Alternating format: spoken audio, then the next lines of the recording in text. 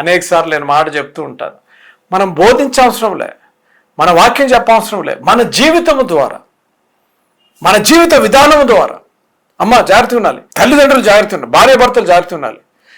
తల్లిదండ్రులుగా చేయబడిన మీరు మీ జీవిత విధానము ద్వారా మీ బిడ్డలకి చెప్తున్నారు, మాదిరికరమైన తల్లి అంటే ఇది, మాదిరికరమైన తండ్రి అంటే ఇది, దైవభక్తి కలిగిన తల్లి, దైవభక్తి కలిగిన తండ్రి అంటే ఇది.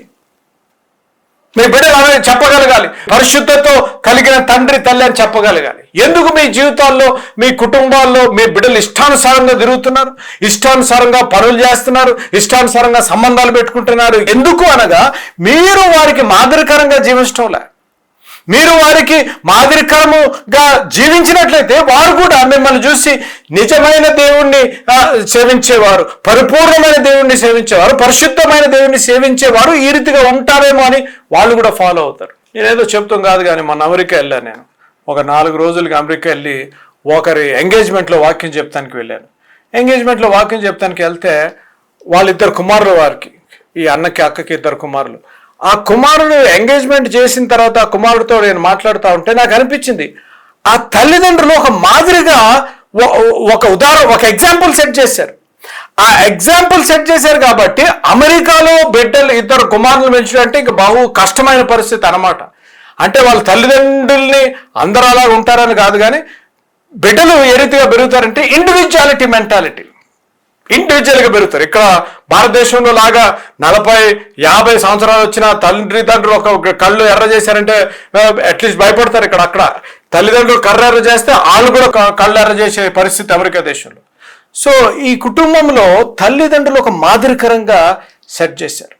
నేను అన్నకు చెప్పాను, అన్న you have set an exemplary life for fatherhood.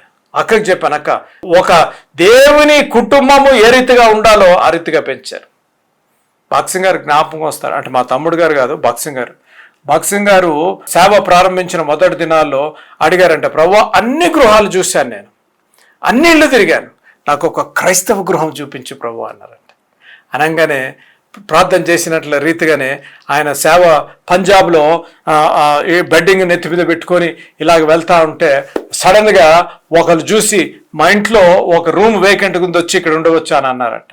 అంటే బాక్సింగ్ అంకుల్ ప్రార్థన చేశారంట, ప్రభువా నన్ను వెళ్ళమంటావా ప్రభువా అంటే, ప్రభు అన్నారంట, yes this is the house for you boxing అని. వెంటనే బాక్సింగ్ గారు వెళ్ళారంట. జాగ్రత్త ఉన్నారు, బాక్సింగ్ గారు వెళ్ళి ఆ ఇంట్లో ఉండటం ద్వారా ఆ భార్యాభర్తలను చూసి, ఆ తల్లిదండ్రులను చూసి నిజమైన క్రైస్తవ గృహము ఈ రీతిగా ఉంటుంది అని అప్పుడు ఆ దర్శనాన్ని, సేవా దర్శనము లేకపోతే ఆయన దేవుడు పిలిచిన పిలుపు ఇంకా దృఢంగా నాటబడిందంట.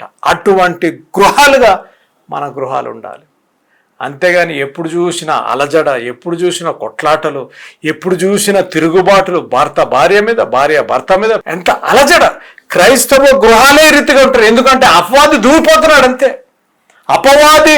అపవాది అలజడ క్రియేట్ చేస్తున్నాడంటే మనమే ఎలా చేస్తున్నాము.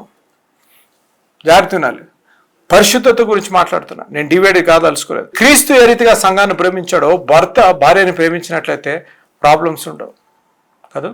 అమ్మ, చెల్లెమ్మ, ప్రీ సిస్టర్, భర్తను నువ్వు ఏ రీతిగా గౌరవించాలి, ఏ రీతిగా విధేయత చూపించాలో నువ్వు చూపించినట్లయితే, దేవుని వాక్య ప్రకారం చూపించినట్లయితే గొడవ ఉండవు.